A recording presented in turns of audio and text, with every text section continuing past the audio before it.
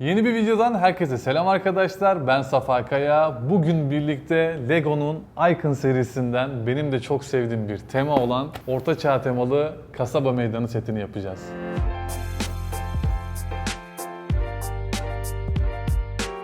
Setimiz 3304 parçadan oluşuyor ve almayı düşünenler için fiyatı 7500 TL. Setin içerisinde tam 8 tane minifigürümüz var. Yanında da bayağı oldukça hayvan çeşitliliği var. İşte keçi var, kedi var, sincapımız var burada bir tane. Figür çeşitliliği de oldukça iyi. Şurada bir tane şövalyemiz var.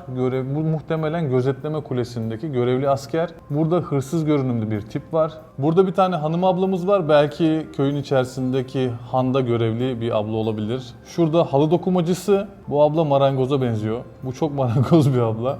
Şurada ressamımız var galiba. Bu da olsa çobandır diye düşünüyorum. Ne diyorsun Bedo? Sence bu çoban mı? Seyis mi acaba abi? Seyis mi? At yok ki ama. Şöyle keçiyi besliyor.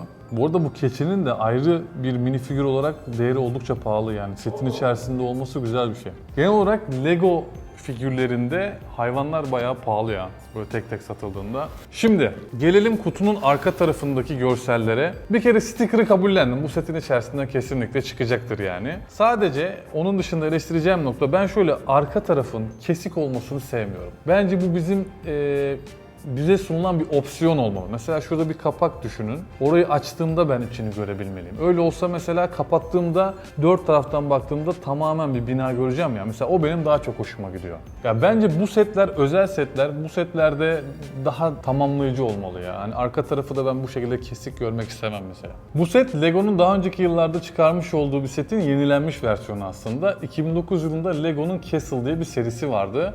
Orada Medieval Market Village setini çıkartmışlardı. 1601 parçadan oluşan bir setti. Bu onun daha detaylandırılmış ve ölçek olarak da daha büyük hali. O eski seti de koleksiyonuma mutlaka eklemek istiyorum. Setimizin ölçülerine gelecek olursak 25 santim bir yüksekliğimiz var ve 36 santim de genişliği mevcut. 12 santimde derinliğimiz var. Valla Orta Çağ temasını çok seven biri olarak oldukça sabırsızlanıyorum yapmak için. Çünkü şurada bile gördüğüm detaylar böyle beni şimdiden etkilemeye başladı. Eğer siz de hazırsanız başlayalım. Bedo, kaç tane sticker kağıdı çıkacak? Abi bence 3 tane net geliyor ya. 3 gelir mi diyorsun? Haydi bakalım. Şimdi kutumuzun içerisinden 25 numaraya kadar poşetimiz var.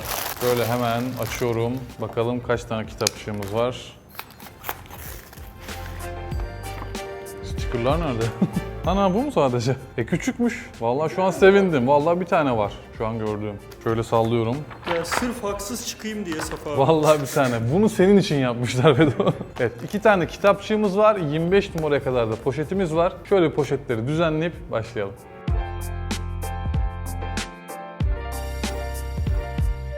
Poşetlerimizi düzenledik. 25 tane numaralı, bir tane numarasız poşetimiz var. Bir tane sticker kağıdımız ve 2 tane de kitapçığımız var. Valla Bedo, bunun yapımı tahminimce bir 5-6 saat sürer gibi.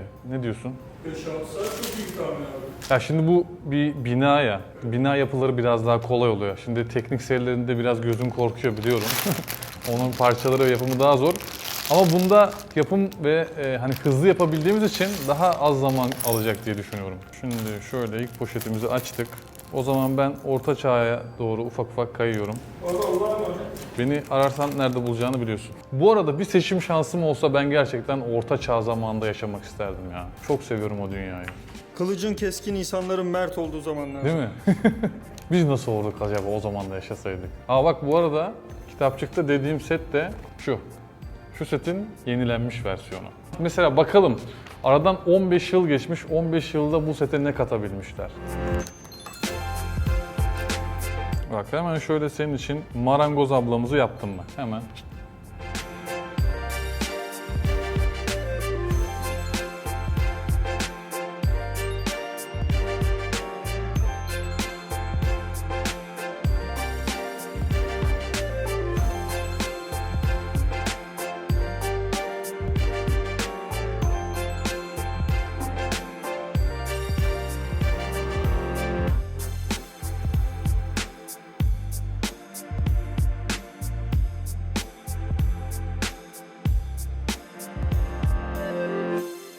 Evet, setimizi bitirdik ve gerçekten bayıldım. Yani tamam orta çağ seviyorum falan eyvallah ama yani yaparkenki tadı çok başka ya.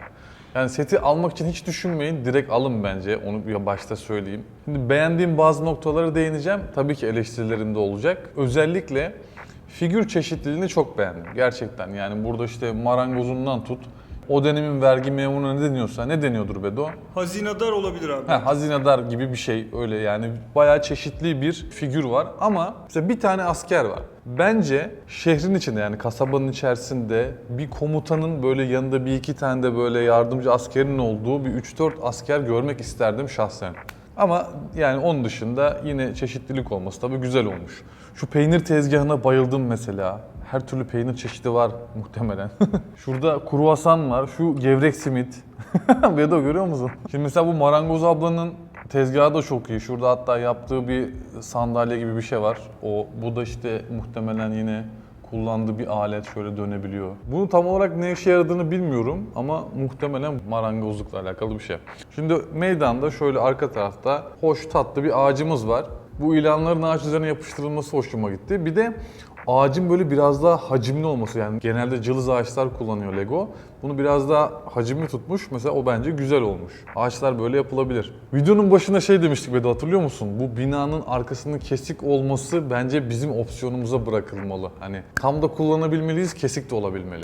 Evet abi. Doğru Lego bunu konuşmuştuk. düşünmüş ve bizim opsiyonumuza bırakmış. Ben de bunu yaptıktan sonra öğrendim. Şimdi bina şöyle ya, mesela böyle baktığında arkası kesik. Ama sen bunu istersen şöyle kapattın. Tek bina yapıyorsun. Aynen öyle. Ve hani dümenden bir birleşme değil. Yani bir kapattığında birbirini tamamlıyor ve tek bir bina gibi oluyor. Mesela bu detayı gerçekten bize bir opsiyon olarak sunulması çok hoşuma gitti. Çünkü ben arkası kesik yapı sevmiyorum.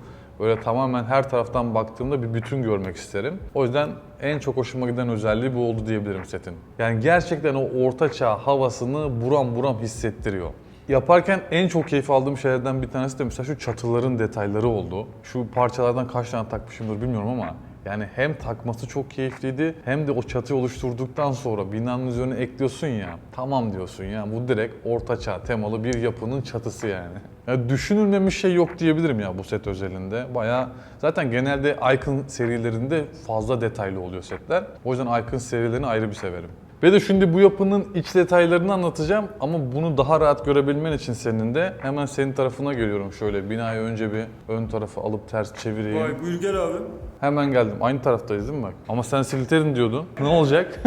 Şimdi burada çok katlı bir yapı görüyoruz. En altta muhtemelen bir boyacının odası var. Yerdeki dökülen boyalara kadar koymuşlar. Görüyorsun değil mi bak renkleri? Çok iyi ya. Duvara da boya sıçramış gibi o Tabii yeşilde. tabii. Bak şurada arka tarafta bir çekiç ve boya fırçası var. Onları görebiliyor musun? Yani duvarda malzemelerine kadar her şeyi koymuşlar. Çok güzelmiş ama ya. Değil mi? Bir de bak şimdi. Şurada bir kapı var. Hayda. Tamam, kapıyı kapatalım soğuk girmesin. Şimdi en sevdiğim tarafa geldik bu arada. Şu altta zaten şu anahtarı göstereceğim öncelikle. Bir kapı anahtarı var ve kapı deliğine giriyor yani. Gördün mü? Çok iyi ya. Şurada da karışık meyve suyu fıçımız var. Vanasına kadar yapmışlar ya, bakar mısın? Hemen üst kata çıktığımızda üst katta bir mutfak görünümlü bir odamız var. Yani şuradaki koca hindiyi görüyorsun değil mi? Duvara asılmış. Yanında bir kova ve kovanın içinde su. Odun ocağımız var. Şöyle kapağı falan açılıyor hatta.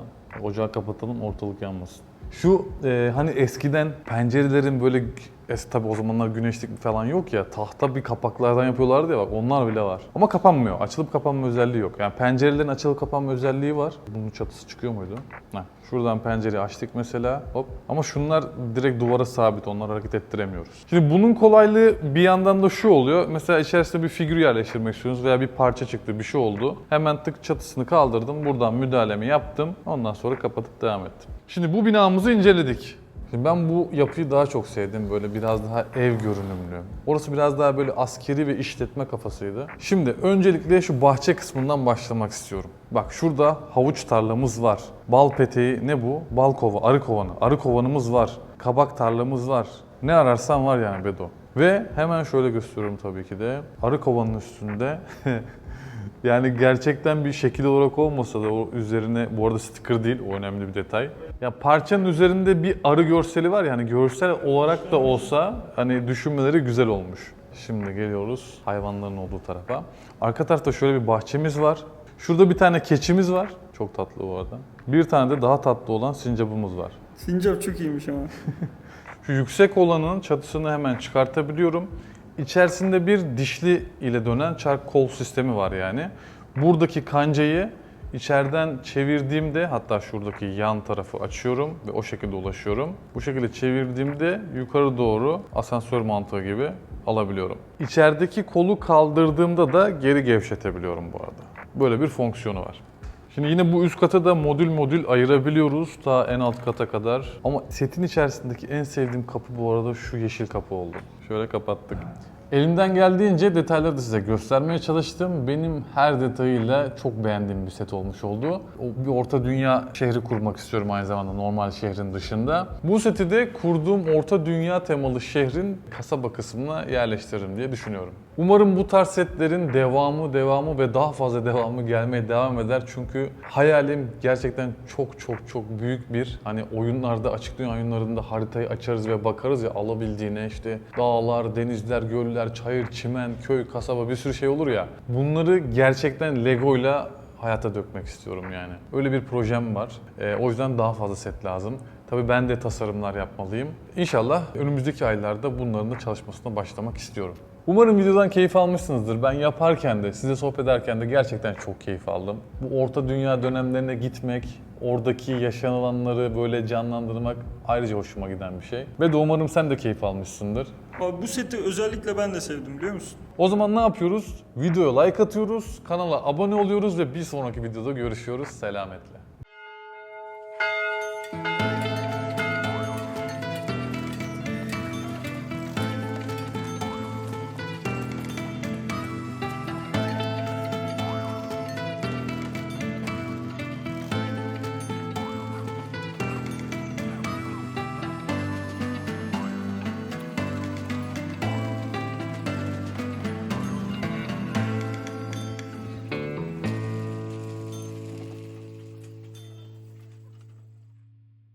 Bedo, bir de bu zamanda böyle motor falan yok. Sen bence bu çağda yaşayamazdın.